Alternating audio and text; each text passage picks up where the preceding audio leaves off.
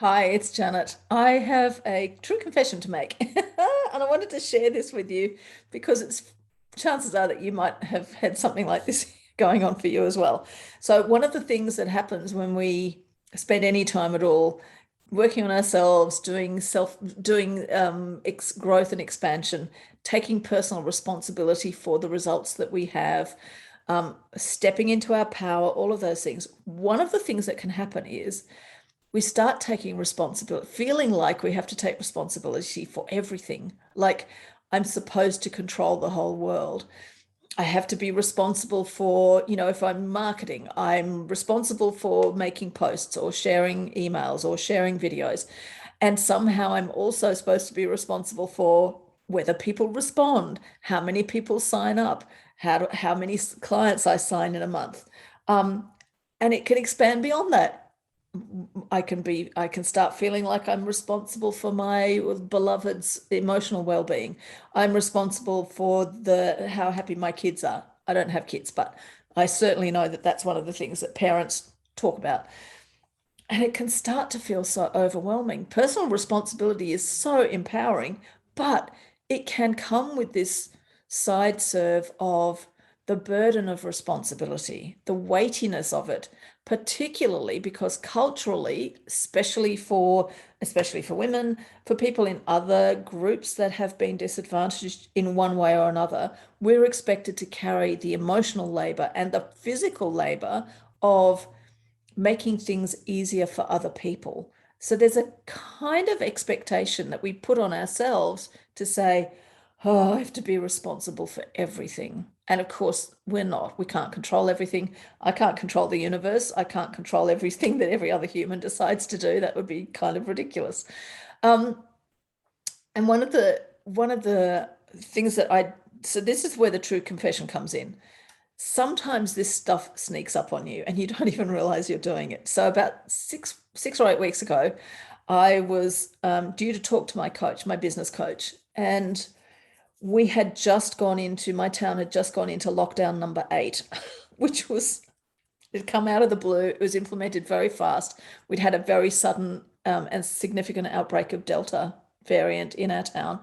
And it was exactly the right thing to do. I had no problem with the lockdown. It was supposed to be for 7 days. Most of us were kind of convinced it was going to probably be a month. And as a result of the lockdown, my husband works in an outdoor museum. And when the word came through, basically they had to go through the museum and talk to all of the visitors that were there, explain to them that this news had just come down from the government and that everybody would need to leave, and so that they could lock up in time and people could get home in time because they were coming from other towns within the state. And so everybody was sort of, there was this rush to get everybody out of the place, refund the money, refund their tickets, all of that stuff. And of course, he came home a couple of hours early because they'd finished getting everyone out, they'd cleaned up, they'd done all of that, and suddenly here he was home. And all my brain could think about was, we don't know whether he's going to be working next. We know he's not going to be working for a week. We don't know when we're going to reopen. I don't know when he's going to be back at work. And there was this weight of responsibility for everything, because not only was my business now going to be responsible for bringing in our money, which is fine, by the way, but suddenly there was all of this additional weight that I was carrying without even realizing I was doing it. So I showed up for my conversation with my coach. And the minute she said, "So how's it going?" I just went, nothing's working. I can't do anything. I can't handle the weight of this. I cannot handle being so responsible for all of this. I can't ask for help. I can't ask him for help. Poor poor man has been told that he has to just sit at home for a week, and they'd only just got back to the workplace after the previous lockdown. They'd only been back at work for a week. It all felt too much. And as we talked through it, I began to realize, well, my coach kept pointing this out, and my brain kept wanting to tell her she was wrong. But really, what she was saying was exactly what I've just been saying. I'm not responsible for everything around me. I'm not responsible for my husband's emotional well-being any more than he's responsible for mine. And yet I was taking on board not only a sense that, now I've got to deal with my own anxiety, and now I've got to make sure I protect him from his own anxiety, which is a ridiculous thing for me to be thinking. I was thinking about how I was somehow single-handedly responsible for his income, my income, our living arrangements. I couldn't possibly ask for help from anyone. I couldn't ask for financial help. I couldn't ask for emotional help with the emotional labor that I was undertaking. And it felt so convincing. I was so sure and so wedded to this idea that I was responsible for so much. And in hindsight, it seems kind of ridiculous, but at the time, oh man, it felt so real. So one of the things I did in response to this, and after the conversation with my coach, I looked at something that I remembered from years ago. I looked at the idea of seeking out help beyond the physical.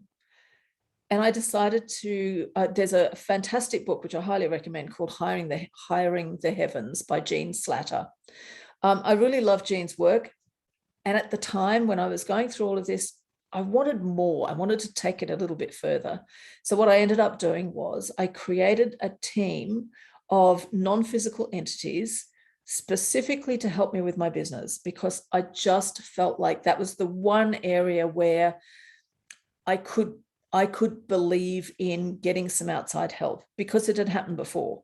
I've had situations in the past where I've done lots of marketing and nothing's happened, and then I've gone and taken a nap and bang, I've suddenly got 3 new clients. So I knew that there was something beyond what I could control. That always works when I relax more. I'd had evidence for it. My brain had evidence for it. So it felt sensible to go, how can I tap into that feeling of not having to be responsible for it all? How could I help my brain find its way to being more relaxed by doing something specific that would tap into the feeling of relaxing, not having to carry the burden all on my own? And that was when I developed this relationship with my non-physical team. In this case, I call it my Joyfully Thriving Business Committee, but you can do the same thing for anything. And it was such a revelation. And the thing I love about it, and this is what I want to offer you, is you can create a team for anything, to support you with anything.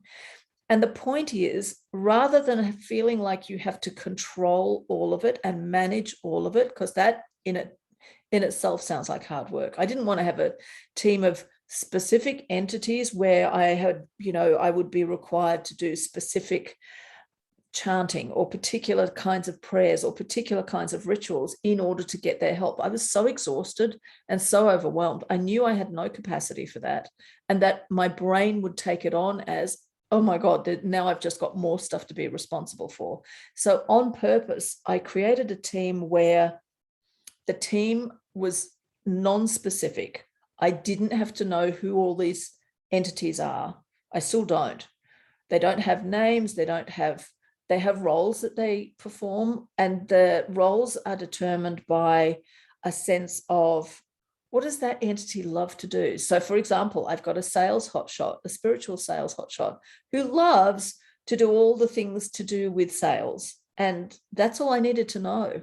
That was enough to help me go, oh, sure, I'm going to show up for a sales conversation. I'm always going to be available to talk to someone about how I can help them, but I don't have to carry the weightiness of what they're going to decide, because I've got my spiritual sales hotshot helping, not manipulating, not forcing, just being there with joy to say, this is a great idea. And let's do whatever, let's help you feel safe making the commitment to buy, which is fundamentally what a sales conversation is about. I have a head of morale, a spiritual head of morale, and that entity's job is to ensure that nobody is operating beyond capacity, that everyone's really well taken care of, that there is lots of kindness and compassion and support and nourishment and nurturing for everyone involved, including me. So this team, there are about a dozen entities on my team, and I've created the team. I've invited them to come and play. I've created a task list, which is not micromanaging, because remember, I don't want to be doing all the hard work. But basically, it's an overview of, here's what I want the outcome to be. Guys, can you help me with this? This would be cool. Certain number of clients on my roster every week. Lots of spaciousness in my calendar. Lots of energy for me, which might mean that for the first couple of weeks, I spent a lot of time napping, a lot more time than I normally do in bed. And then the final piece of the puzzle, which is the part I absolutely love and I highly recommend, is the part where I said what the remuneration would be. If this was a human team, this would be the pay and conditions. So this is my part of what I'm giving to the process.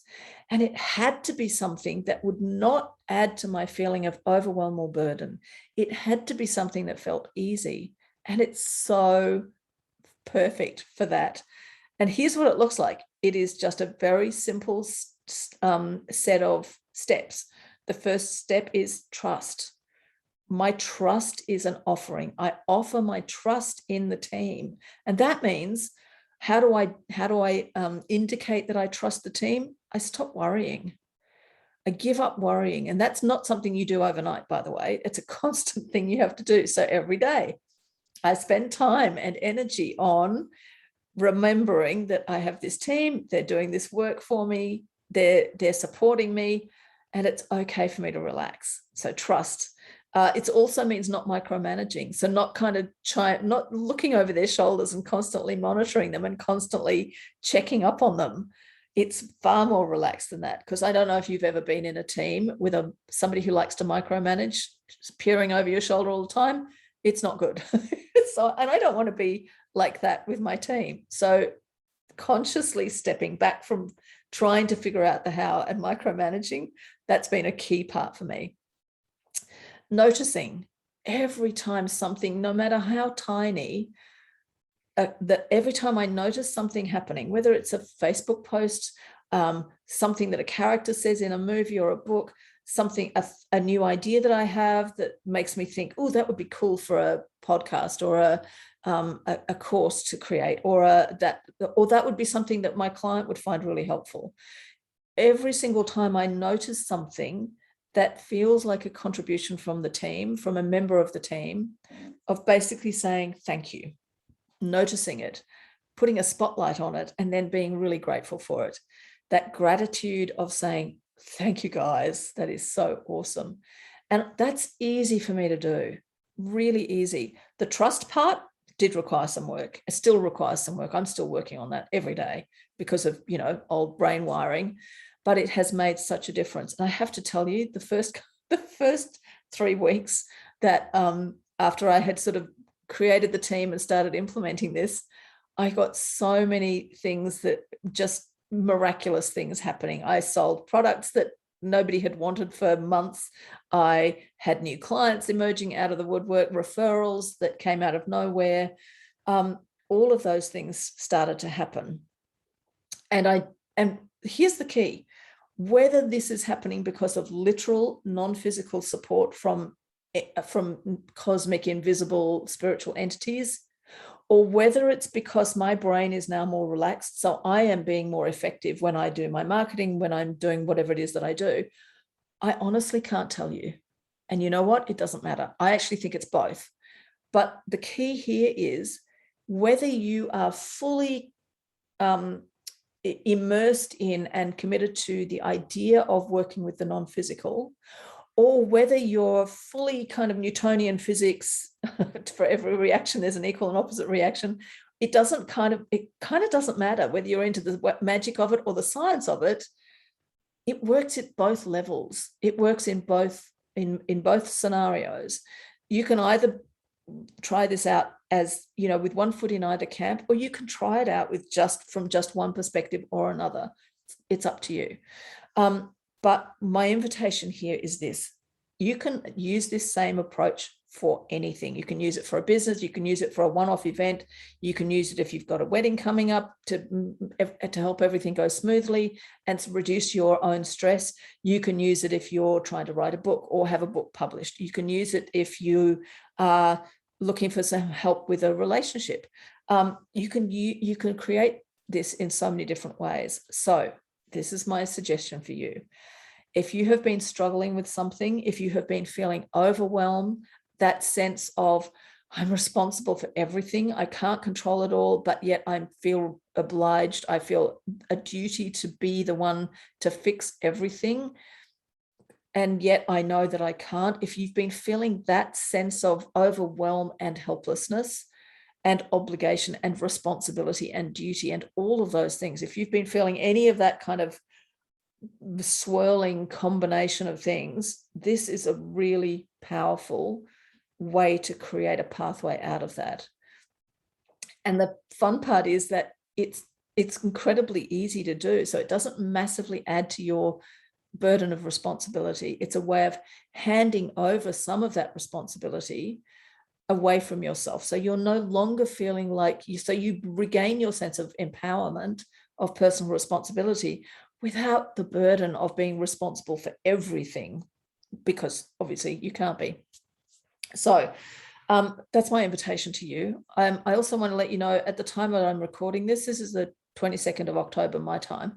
And in about 10 days, on the 4th of November, my time, I have got a workshop that I'm running to teach this. And you're more than welcome. I'm going to put the link in the show notes. If you're looking at this and that workshop has already gone, I'm going to be doing the same workshop several times a year. So just stay tuned and you'll find information about it in the show notes. Okay, lots of love, and I hope this was helpful. Bye. Mwah.